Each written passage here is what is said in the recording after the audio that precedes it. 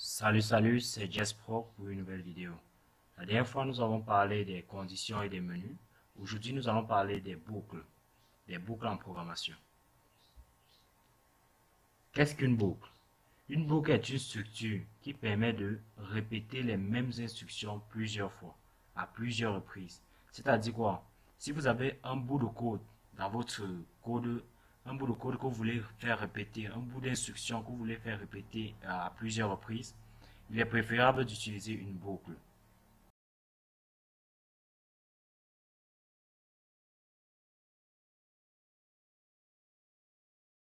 Avant de parler des trois boucles qui existent en programmation C, nous allons d'abord parler de la notion de compteur. Pour une bonne maîtrise des boucles, il faut comprendre la notion de compteur. Alors ouvrons code bloc. Un compteur c'est quoi? Un compteur c'est une variable qui te permet d'incrémenter pour gérer les boucles en fait. Elle te permet d'incrémenter sa valeur, la valeur de la variable pour compter le nombre de tours par exemple que va faire la boucle. Je vous parle un peu des compteurs. Là, j'initialise le compteur int compteur reçoit 0. J'initialise avec la valeur 0. Ici, compteur plus signifie que le compteur reçoit compteur plus 1. Donc, c'est juste une manière un peu plus abrégée d'écrire en programmation. Lorsqu'on va utiliser les boucles, c'est plus ce terme-ci que nous allons utiliser et non ce terme-ci. Que de faire compteur reçoit compteur plus 1, on va plutôt mettre compteur plus plus. Que de faire compteur reçoit compteur moins 1, on va plutôt mettre compteur moins moins. Que de faire compteur reçoit compteur plus 2. Si on veut incrémenter de 2, on va directement mettre compteur plus égal à 2. Si on veut par exemple faire compteur reçoit compteur fois 3, on va directement mettre notre incrémentation à compteur fois reçoit 3.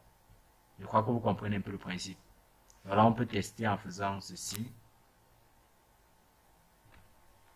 Compteur plus, par exemple, ceci c'est un commentaire. Là, j'initialise in, compteur égal à 0. Compteur plus printf. Le compteur vaut pourcentage des compteurs. Exécutons et voyons. Vous voyez bien que là, on dit le compteur vaut 1. Là, on est à 0. Lorsqu'on met compteur plus, ça fait compteur reçoit la valeur du compteur initial plus 1. Donc, je crois que vous comprenez un peu. Nous allons parler maintenant de la boucle while. La boucle while qui est la première boucle que nous allons étudier. La boucle while. Donc ici par exemple, vous pouvez voir la syntaxe de déclaration de la boucle while. Nous avons la while, entre parenthèses, ici on met la condition. On ouvre les accolades. On met la suite d'instructions, toutes les instructions qu'il faut dans la boucle. Et ensuite on ferme. Notez bien qu'il n'y a pas de point virgule, vu que ceci, while c'est une structure, c'est une procédure en fait. While c'est une fonction. Ok. Nous allons prendre un exemple tout simple. Un exemple tout simple. Nous allons créer une variable. Oui, nous créons notre variable compteur là. Et ici, nous mettons la condition. Tant que compteur est inférieur à 10. Tant que compteur est inférieur à 10, alors nous pouvons par exemple demander l'affichage. Donc nous pouvons par exemple afficher bienvenue chez Jess Pro Tuto. Ensuite on ferme.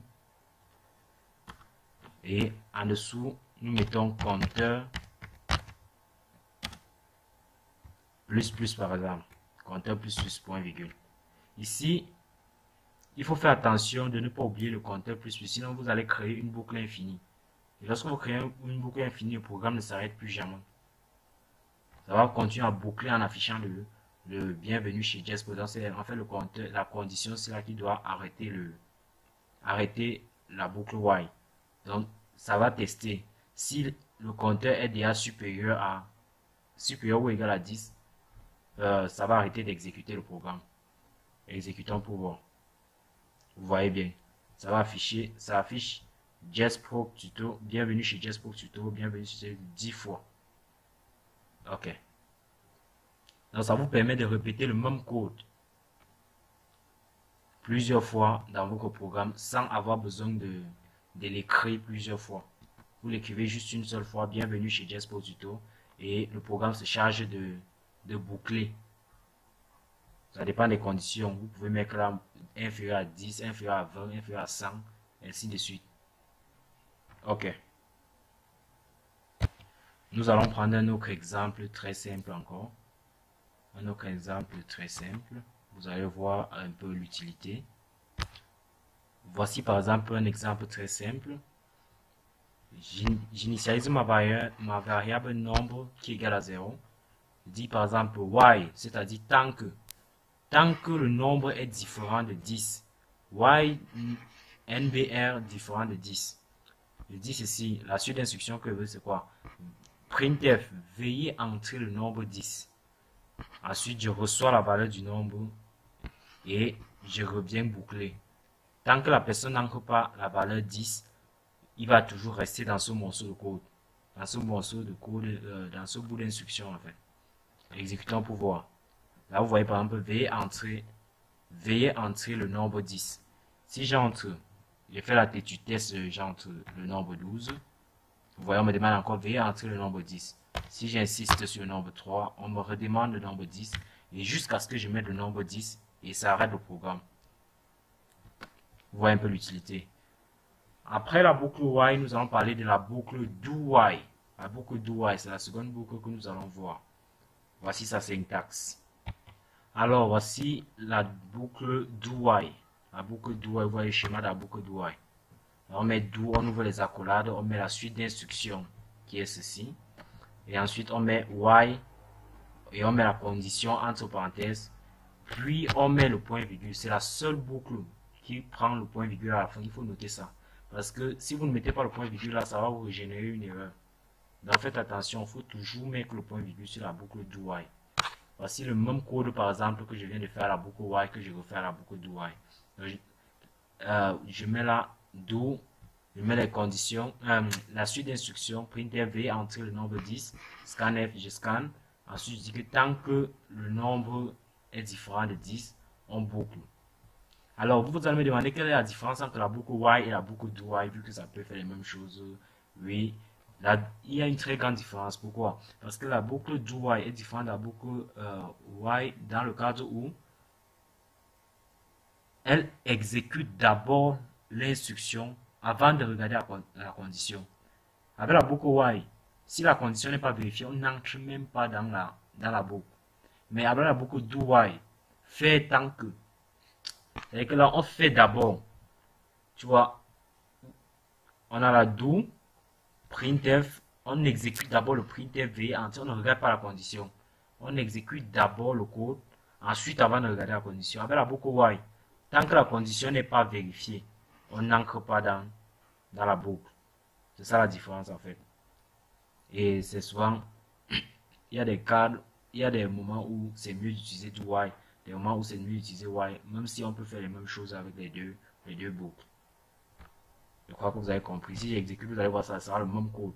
V, entrer le nombre 10, j'encre par exemple 123. Ensuite, j'encre 3, ça refuse jusqu'à ce que j'encre 10 et ça sort du code. La dernière boucle que nous allons voir, c'est la boucle for. Voici sa syntaxe.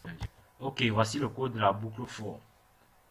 Vous allez comprendre que la boucle for, c'est une autre manière d'écrire la boucle while en fait, et c'est un peu plus propre et plus structuré.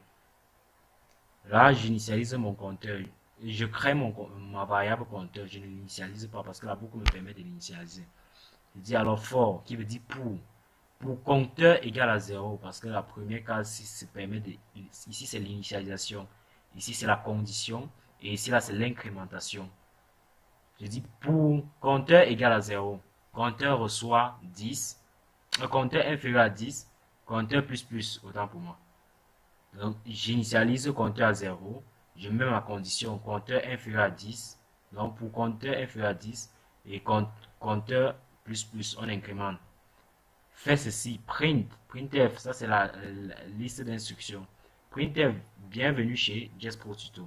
Nous pouvons lancer le programme. Si nous avons d'abord fait ça avec la boucle while, et vous allez voir, c'est exactement le même résultat avec la boucle for, juste que la syntaxe est différente.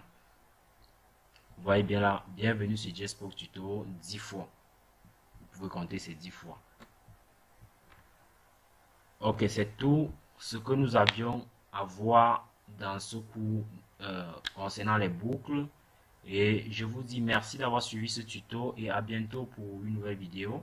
Avant de partir, je vous inviterai à vous abonner, à cliquer sur la cloche de notification pour ne pas manquer nos prochaines vidéos, toujours édifiantes en programmation en C et autres langages de programmation. Merci.